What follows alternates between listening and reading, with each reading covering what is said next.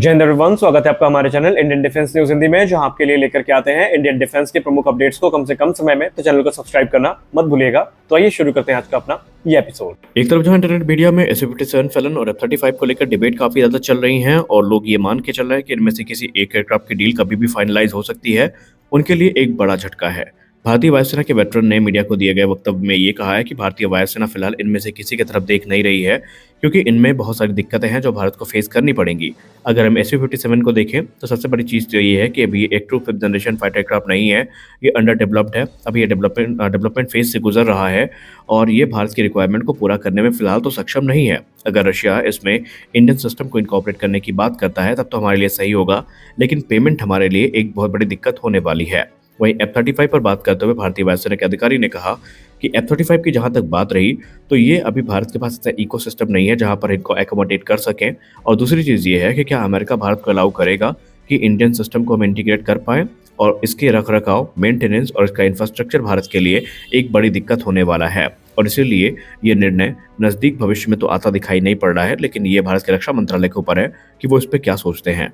भारतीय वायुसेना प्रमुख ने जब भी बयान दिया है उसके बाद से चर्चाएं काफी ज्यादा हुई हैं, क्योंकि उनके बयान ऐसे ही होते हैं। पहले आपको याद होगा एरो इंडिया में उन्होंने हिंदुस्तान एरोनॉटिक्स लिमिटेड पर सवाल उठाए थे और कहा था कि हमें HAL के ऊपर कॉन्फिडेंस नहीं है, क्योंकि इनकी कथनी और करनी में बहुत फर्क होता है। तो कल भारतीय वायुसेना प्रमुख ने PTI से बात करते हुए ये कहा कि इस समय भारतीय वायुसेना ये चाहती है कि जितने भी हमारे देसी प्रोडक्ट हैं वो हमारी प्राथमिकता में सबसे ऊपर रहेंगे। उन्होंने कहा हमें फ़र्क नहीं पड़ता कि वो कितने टॉप ऑफ द लाइन है, उनमें क्या कोई कमी भी है, तब भी वो हमारी प्राथमिकता में सबसे ऊपर रहेंगे। सबसे पहले हम स्वदेशी इक्विपमेंट्स को कंसीडर करेंगे, अगर हमारी ज़रूरतें पूरी हो जाती हैं तो वही आएंगे, तब हम जाकर दूसरे की तरफ देखेंगे अगर हमारी ज़रूरतें पूरी नहीं होती हैं।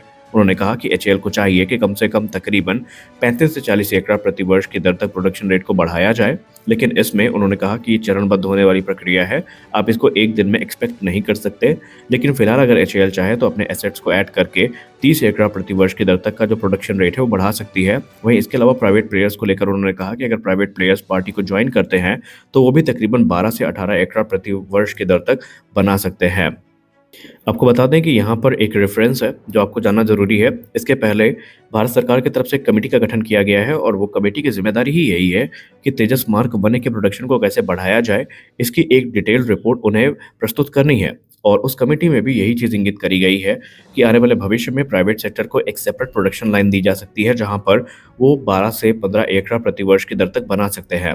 कुछ चर्चाएं ये भी कहती हैं कि नासिक प्रोडक्शन लाइन वो प्रोडक्शन लाइन होगी जहां पर इन एयरक्राफ्ट्स का निर्माण होता नजर आएगा। लेकिन ये सारी भविष्य के डिस्कशन है और हम आशा करते हैं डिस्कशन चाहे जो भी हो, इनका जो आउटकम है ये भारतीय वायुसेना के पक्ष में आना चाहिए, क्योंकि भारतीय वायुसेना स्क्वाड्रन क्षमता की कमी से काफ़ी परेशान है और वो चाहती है कि यथाशीघ्र इस दिक्कत को दूर किया जाए, ताकि भारतीय वायुसेना की जो कॉम्बैट कैपेबिलिटी है वो किसी भी प्रकार से प्रभावित ना हो। और भारतीय वायुसेना प्रमुख का जो बयान है वो कहीं ना कहीं भारतीय वायुसेना की फ्रस्ट्रेशन और भारतीय वायुसेना की समस्याओं को इंगित कर रहा है। गैस टरबाइन रिसर्च एस्टेब्लिशमेंट, जिसको लेकर हम सब जानते हैं कि कावेरी इंजन निर्माण की जिम्मेदारी इनके कंधों पर है, तो इसको लेकर दो बड़ी रिपोर्ट सामने आई हैं। पहली रिपोर्ट GTRE ऑफिशियल ने मीडिया से बात करते हुए कहा है कि कावेरी डेरिवेट इंजन ऑलमोस्ट बन के तैयार है। ये रीवैलिडेशन ट्रायल से गुजर रहा है रूस में, जहां पर अभी तक के जो रिपोर्ट आई हैं वो संतोषजनक आई हैं, और इसके बाद इसे घातक में इनकॉर्पोरेट करने के लिए या इंटीग्रेट करने के लिए जो क्लियरेंस है वो दे दी जाएगी। उन्होंने ये भी कहा कि कावेरी डेरिवेट इंजन हो या कावेरी आफ्टर बर्निंग इंजन हो, ये बेसिकली 75% कॉमनैलिटी को शेयर करते हैं,